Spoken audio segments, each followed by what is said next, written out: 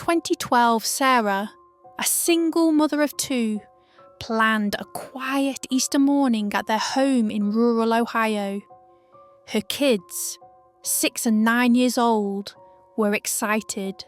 They spent the night before dyeing eggs and arranging baskets full of candy and little toys.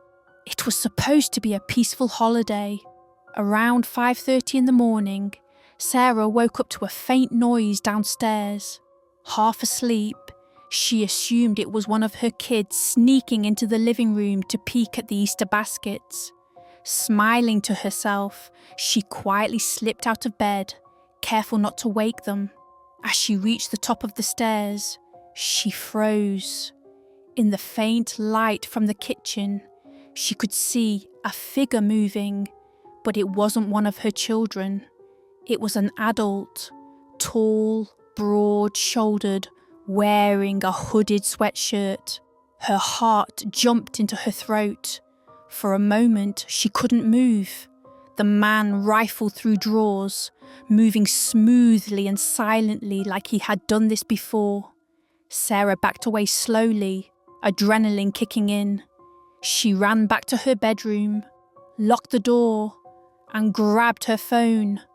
Her hands shook as she whispered to the 911 operator what was happening.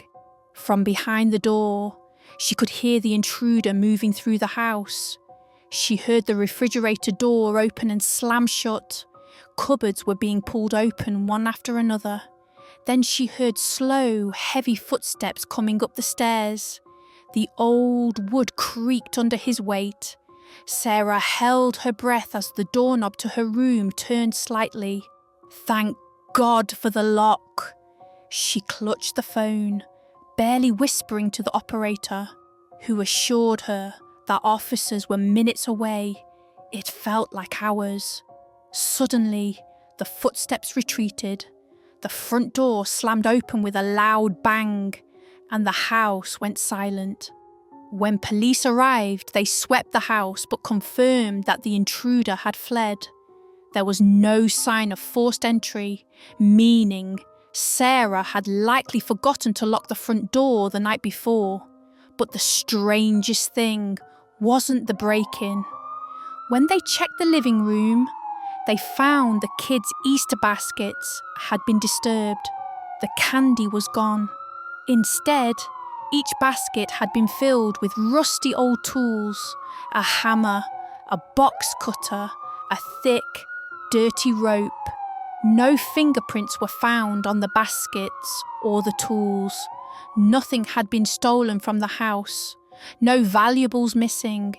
It was almost like the man had come there for the children and brought his own gifts with him. Sarah moved her family out of that house within a month. The man was never caught, and to this day, every Easter, she double-checks every lock in her new home, sometimes more than once, before she goes to bed. And then 2009, Jason, a college sophomore, went to spend Easter weekend with his grandparents. They lived in a quiet, old town in Pennsylvania, the kind of place where everyone knew each other and little ever changed. Every Easter Sunday, Jason's family attended early morning mass at the local church. It was a towering brick building, built in the late 1800s, with heavy wooden doors and narrow stained glass windows. The kind of place that always seemed colder inside, even in the middle of summer. After the service, Jason's grandfather, who volunteered as a deacon, asked him to stay behind and help lock up. Jason agreed, not thinking much of it. He followed his grandfather through the dark, echoing hallways, flipping off light switches as they went. Finally, they reached the door leading down to the basement, where the Sunday school classrooms and storage rooms were located. Jason had always hated that basement. The staircase was steep, the stone walls sweating moisture, and the air always smelled like mould and old earth. As they descended, Jason felt the hair on his arms stand up. It was freezing down there, much colder than the rest of the church.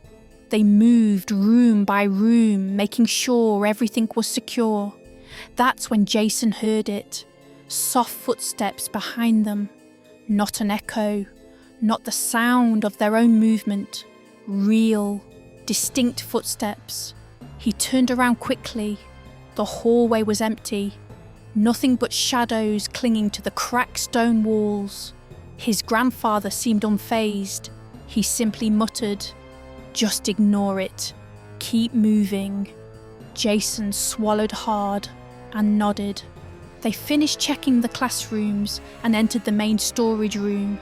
As his grandfather flipped the last light switch, a loud crash echoed behind them, like a chair being thrown across the room.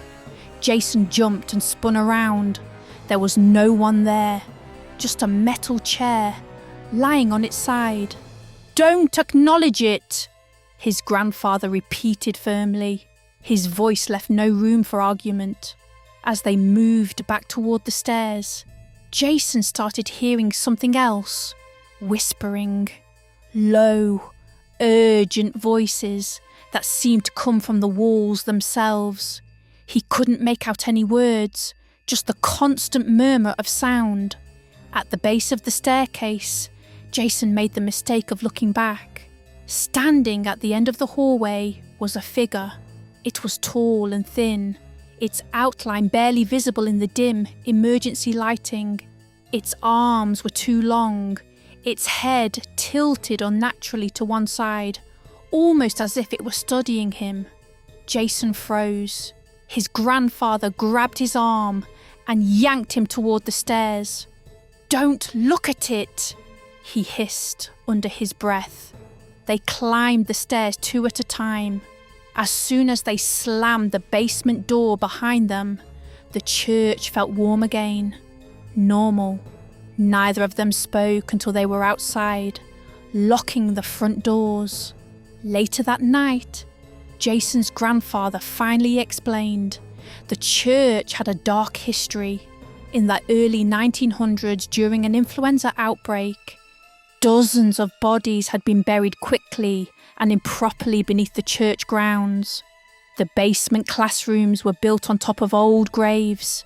Over the decades, people reported strange occurrences, shadows, whispers, and figures moving just out of sight. The church never officially acknowledged the stories. It was easier to pretend nothing was wrong.